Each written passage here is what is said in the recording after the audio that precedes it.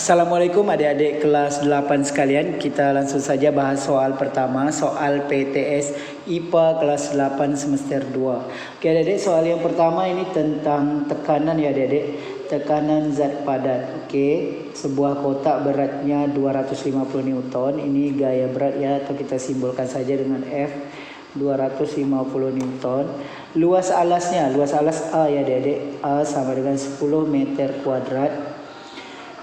Diletakkan di atas lantai, maka tekanan yang diberikan kotak pada lantai adalah berapakah P atau tekanannya? P sama dengan F bagi A, 250 dibagi 10 ya adik-adik. Nolnya kita coret, 25 bagi 1 sama dengan 25 Pascal atau Newton per meter kuadrat.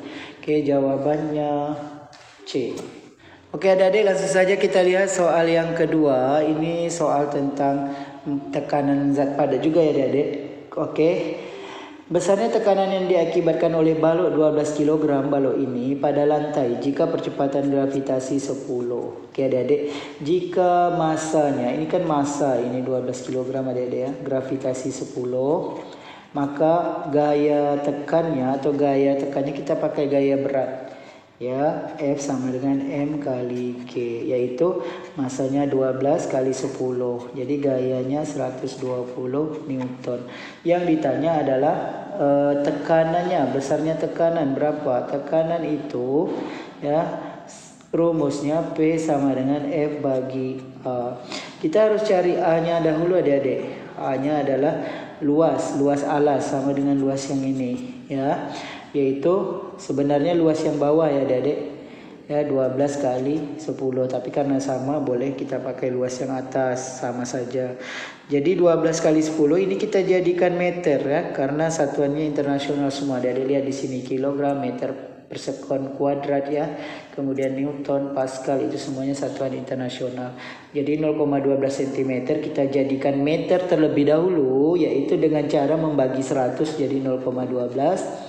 Kemudian ini lebarnya itu 10 cm, jadikan meter 0,1 meter. Maka kita cari luasnya adik-adik. Luasnya yaitu panjang kali lebar ya, 0,12 kali 0,1 ya hasilnya. Ini cara ngalikannya gampang saja adik-adik. 12 kali 1 12, terus geser 3 karena ada 3 angka di belakang koma. Ini 1 angka, ini 2 angka, ini 3 angka. Jadi adik-adik geser dari ujung 1 2 3. Jadi hasil luasnya 0,012 meter persegi. Jadi besarnya gaya tekanannya adalah gaya tekan dibagi luas alas. Gaya tekan 120, kita pakai gaya berat. Kemudian luas alas 0,012. Ya, ini supaya bentuknya tidak koma, kita kali 1000. Ya, kita kali 1000. Kenapa 1000? Karena ada 3 angka di belakang koma. Jadi hasilnya adalah 120 kali 1000, 120.000 bagi 12 ya. 0,012 kali 1000 kan 12. Oke adik-adik, 12 bagi 12 kan 1 adik-adik. 1 terus nolnya ada 4. Jadi jawabannya 10.000 Pascal atau Newton per meter kuadrat. Jawabannya A.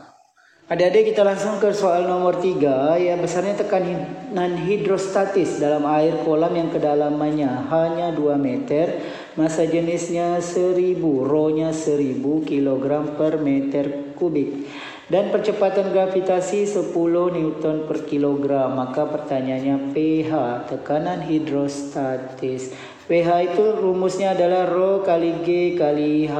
Rho-nya 1000 kali gravitasi 10 hanya 2. Jadi jawabannya 20.000 Pascal atau Newton per meter kuadrat. Jawabannya D. Adik-adik, langsung saja ke soal yang nomor 4 ya. Ini tekanan hidrostatis juga yang ditanya adik-adik. pH dalam kilopascal, berarti kita cari Pascal dulu ya adik-adik. Satuan Pascal berarti Rho kali G kali H, semuanya kita masukkan satuan internasional. Rho itu massa jenis. Massa jenis di sini kan 1, tapi satuannya tak internasional, gram per sentimeter kubik. Ini Rho ini kita jadikan kilogram per meter kubik menjadi 1000 kilogram per meter kubik ya. Gram per sentimeter kubik menjadi kilogram per meter kubik itu dikali 1000. Gravitasinya 10 meter per sekon kuadrat. Kedalamannya adik-adik lihat ini. Ikannya berada di kedalaman 12 meter. Maka hanya 12 meter.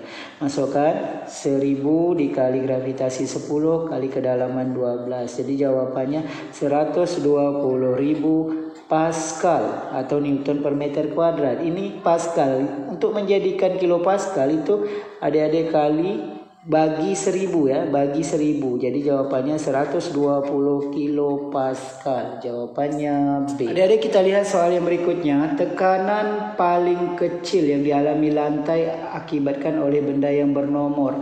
Adik-adik lihat kalau kita gunakan rumus tekanan F bagi A. Maka tekanannya akan kecil apabila luas alasnya besar, karena tekanan berbanding terbalik dengan luas alas. Oke adik-adik. Adik-adik lihat manakah luas alas yang paling besar? Oke, jawabannya adalah gambar nomor 4 karena ini luas alas yang terbesar. Jika dibandingkan ini ke 3 gambar lain, ini luas alas yang paling besar. Maka jawabannya adalah D. Jadi kita lihat soal yang nomor 6, titik di mana yang tekanan airnya paling besar. Adik-adik kita tahu bahwa rumus tekanan zat cair tadi adalah rumusnya pH sama dengan Rho kali G kali H. Yang mana yang H-nya paling besar, itulah tekanan zat cair yang terbesar ya. Ini H, ini adalah kedalaman dari permukaan. Ada lihat ini permukaannya. Mana yang paling dalam? Apakah titik A, titik S, titik F atau titik C? Jadi jawabannya titik C yang paling dalam. Jawabannya C. Jadi kita lihat soal yang nomor 7. Ini penerapan hukum Pascal ya adik-adik. Jika besar gaya F ini adalah 10 Newton, luas penampang besar, berarti luas, kalau kita misalkan ini adalah F1, ini A1, maka beban W ini adalah F2, yang luas ini adalah A2 ya. Oke, maka luas penampang pipa besar yaitu A2 ya, A2-nya 5 kali A1 ya, A2-nya 5 kali A1. Pertanyaannya berapakah W maksimum? W-nya adalah F2. Jadi kita masukkan saja adik-adik ke rumus hukum Pascal. F1 per A1 sama dengan F2 per A2. F1-nya 10, A1 tetap A1 saja. F2 yang ditanya alias W ya.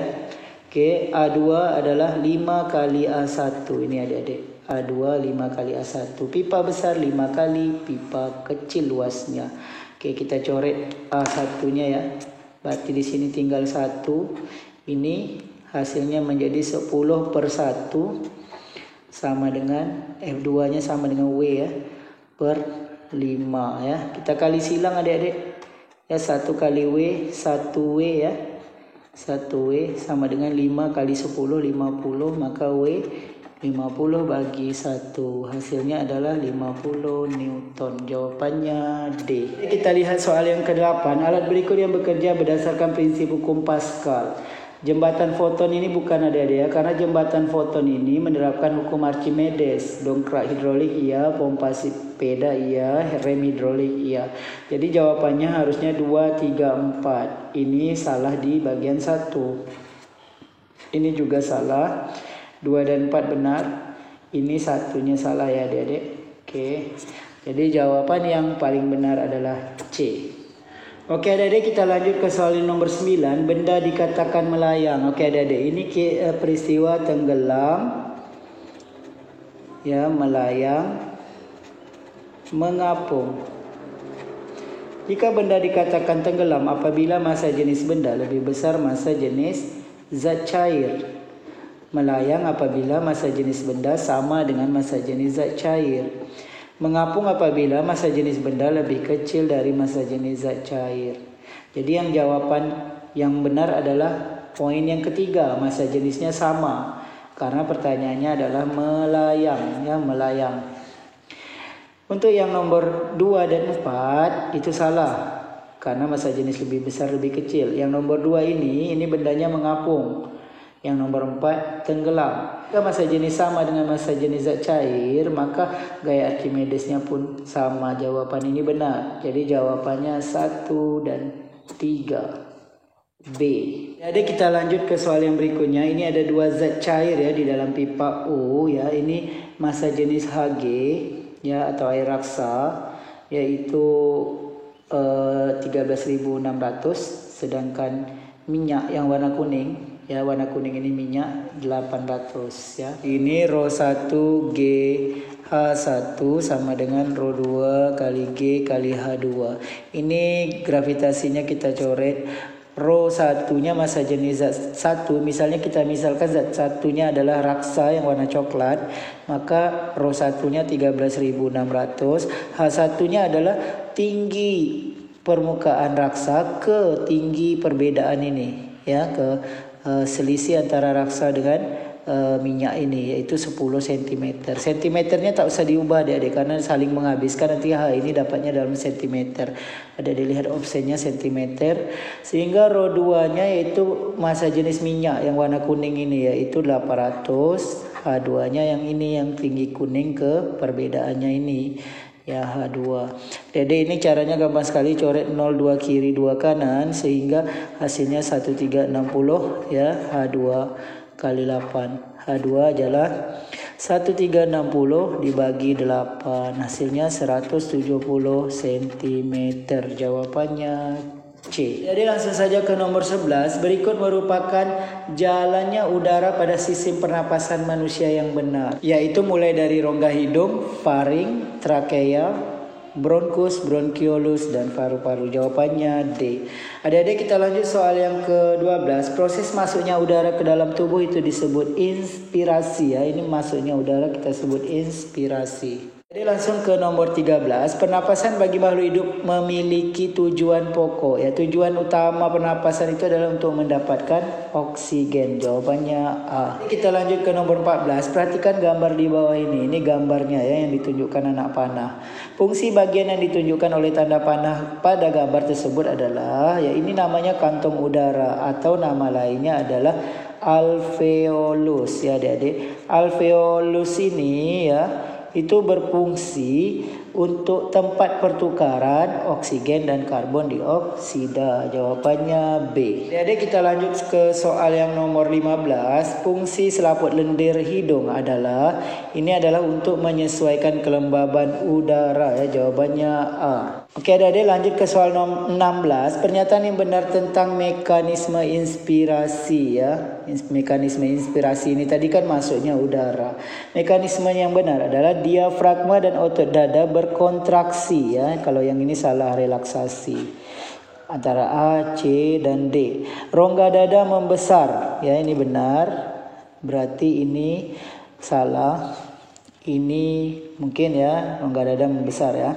Kemudian paru-paru mengembang ya. Jadi jawabannya C. Paru-paru mengembang dan udara masuk ke paru-paru. Adik-adik kita lanjut ke soal nomor 17. Perhatikan gambar di bawah ini. Bagian yang berfungsi sebagai tempat pertukaran gas. Tempat pertukaran gas itu yang B ini adik-adik, itu alveolus. Tempat pertukaran gas oksigen dan karbon dioksida. Jawabannya B.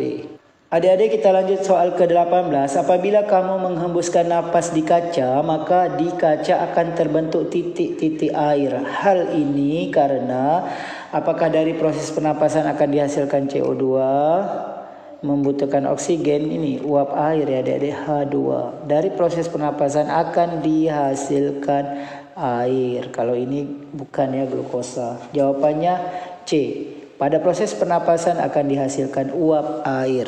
Adik-adik, soal berikutnya adalah sistem ekskresi. Berikut ini manakah yang termasuk organ dalam sistem ekskresi kecuali ya. Ini sistem ekskresi kecuali usus besar. Ini sistem pencernaan. Jawabannya D. Adik-adik kita lanjut ke soal yang 20.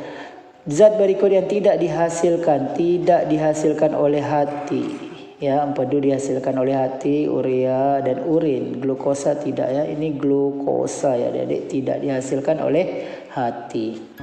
Adik-adik, semoga informasi singkat kali ini dapat membantu adik-adik dalam menghadapi PTS IPA kelas 8 semester 2. Semoga bermanfaat. Demikian video kita kali ini. Terima kasih atas perhatiannya. Sampai jumpa pada video yang berikutnya. Jangan lupa like, share, dan subscribe channel ini.